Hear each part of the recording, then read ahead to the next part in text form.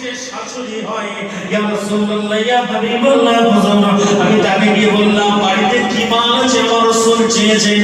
ও যুবকেরা, হযরত আবু বকর কথাটা শোনার সাথে সাথে ইয়া রাসূলুল্লাহ ইয়া হাবিবাল্লাহ, আমার আহলিয়া বাড়িতে যা কিছু ছিল ইহার থেকে একটা নোট পরিমাণে জিনিস আমি আবু বকর আমাকে পোটলার মধ্যে বেঁধে দেয়। আমি পোটলার মধ্যে বেঁধে নিয়ে বড় শরীরে তাহে রাসূলের দরবারে হাজির।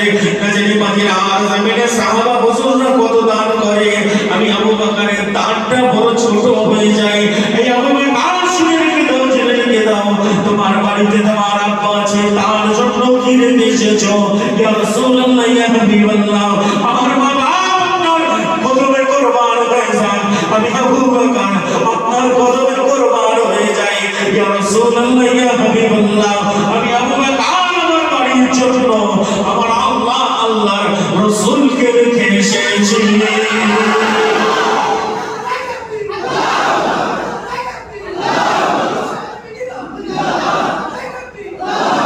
আবু বকর বাড়িতে কি রেখেছি? ইয়া রাসূলুল্লাহ, বাড়িতে আমার আল্লাহ আল্লাহ রাসূলকে রেখেছি। জোরে বলুন না সুবহানাল্লাহ।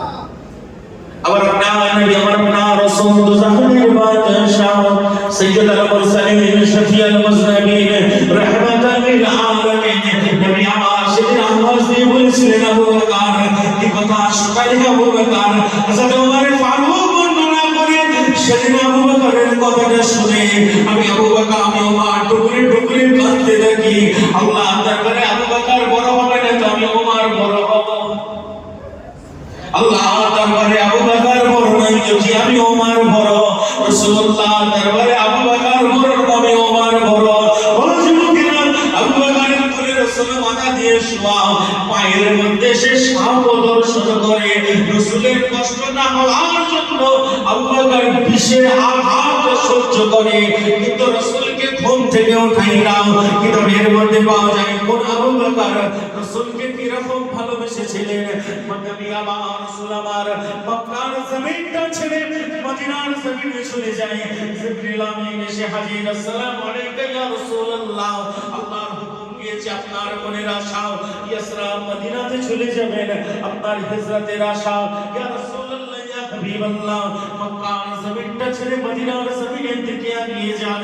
কিতাবের মধ্যে পাওয়া যায় আমার আপনার নবী আমার আপনার রাসূল জিবরিলকে বলেছিলেন, জিবরাইল এই জায়গা থেকে যাব কি করে? চতুর্দিকে তো কুফারের আমি রাসূলকে ঘিরে আছে। ইয়া রাসূলুল্লাহ একটি মাটি ওঠান, সূরা ইয়াসিনের কিছু আয়াত করে তেলাওয়াত করে ফু দিয়ে তাদের দিকে তো ছিটিয়ে দেন, ওই মাটিটা তাদের চোখে পৌঁছে দেওয়ার মালিক হলেন আমার আল্লাহ।